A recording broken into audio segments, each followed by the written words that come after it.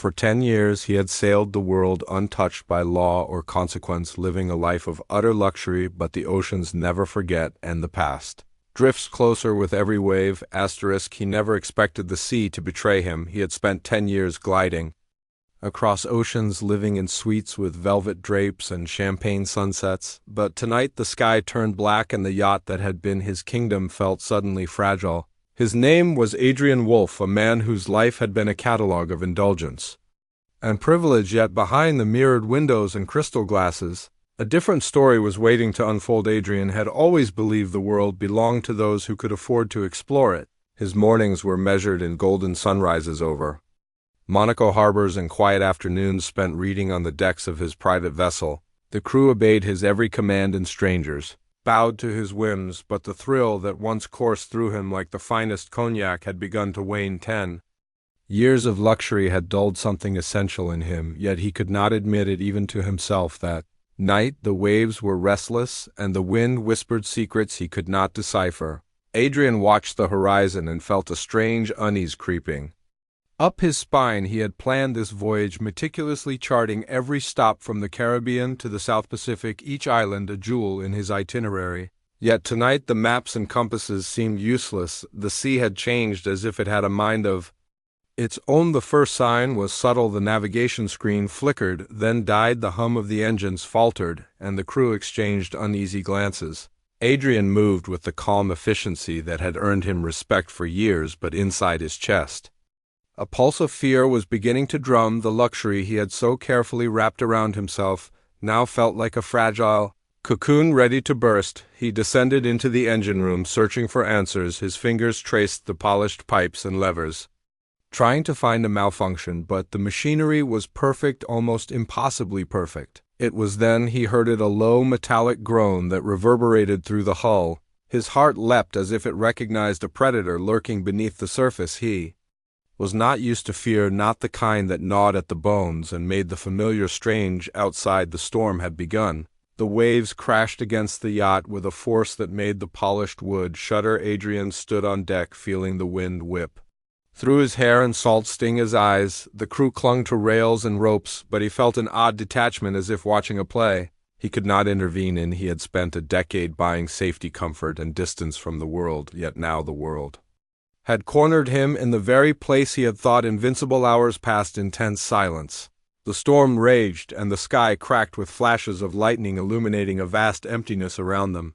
No other vessel, no lighthouse, just the endless dark water and the screams of the wind. Adrian began to question everything he had built. Was wealth a shield or a cage? He had always believed in the illusion of control, and now it seemed the sea demanded humility. It was in that moment a shadow broke through the waves, something enormous moving with impossible speed toward the yacht. Adrian froze, recognizing the shape before his mind could refuse it. A shipwreck or something worse, but before he could react, the shadow surged closer. The water surged violently, and a force slammed against the hull, tossing him to the deck. The crew shouted names that seemed distant and hollow. He tried to rise, but the deck shifted, the horizon tilted, and everything he had known in 10 years of ease felt fragile, like glass in a hurricane. Night stretched endlessly. The storm had no mercy. Adrian and the crew struggled to keep the yacht upright. Each minute was an eternity, filled with fear and disbelief. The luxury that had defined his life had not prepared him for this raw, unyielding confrontation with the world. He had spent 10 years chasing comfort across oceans, and now he faced the raw teeth of nature itself. At dawn the storm began to abate, but what remained was terrifying in its stillness. The yacht listed dangerously, and the waterline threatened to claim it entirely. Adrian looked around, counting crew members and assessing the damage, yet amid the wreckage he felt a strange clarity. The world was larger than his wealth, larger than his plans, larger than the walls he had built around himself. The sea had stripped him bare. He took a deep breath and made a decision. There would be no more retreat, no more hiding in cabins adorned with gold and silk. He would navigate this chaos, not with arrogance, but with respect and courage. It was a lesson he had never learned in 10 years of indulgence, and now it had been forced upon him in the harshest possible way. The storm had not only tested his vessel, but his very essence, and He realized the voyage ahead would be unlike any other. Adrian woke to an eerie silence that pressed against his ears like a heavy cloth. The storm had passed, but the sea was not calm. It was watchful, every wave a reminder of the power that had spared them only temporarily. The yacht leaned precariously, and the crew moved like shadows, checking the damage with hands that trembled not from cold, but from shock. He stood on deck, the salt still crusting his skin, and realized that the luxury he had once thought eternal was gone in an instant, replaced by the raw truth of survival. They had drifted far off course, far beyond the mapped territories. He scanned the horizon and saw nothing familiar, no islands, no ships, just the infinite gray of water meeting sky. The instruments were broken or unreliable, and the radio crackled with static that offered no connection to the world he had once ruled. Adrian felt an unfamiliar chill of isolation creeping into his bones. He had spent 10 years in every port with opulent dinners and laughter, but now the world was stripped of indulgence, stripped of certainty. The crew looked to him for guidance, but he had none to give. He realized leadership required more than wealth and confidence.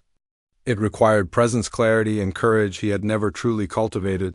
The first decision came when they spotted debris floating among the waves, fragments of what might have been another vessel lost to the storm. Fear tightened his chest as he realized that they were not alone in this expanse of ocean, that dangers beyond weather lurked. Unseen night fell again, bringing with it a cold so sharp it seemed to cut through every layer of luxury he had once surrounded himself with. Adrian paced the deck, listening to the creaking of the hull and the distant echo of waves smashing against something unseen.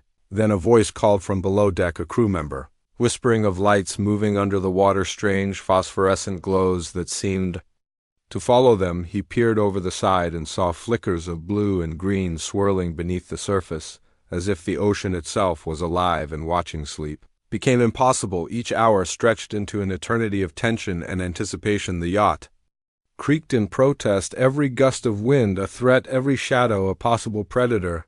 Adrian realized that 10 years of indulgence had left him ill-prepared for the primal demands of survival. He remembered the lessons he had ignored, the moments when he had dismissed risk as trivial, when he had assumed that money could shield him from reality. The sea was teaching him a lesson that could not be bought.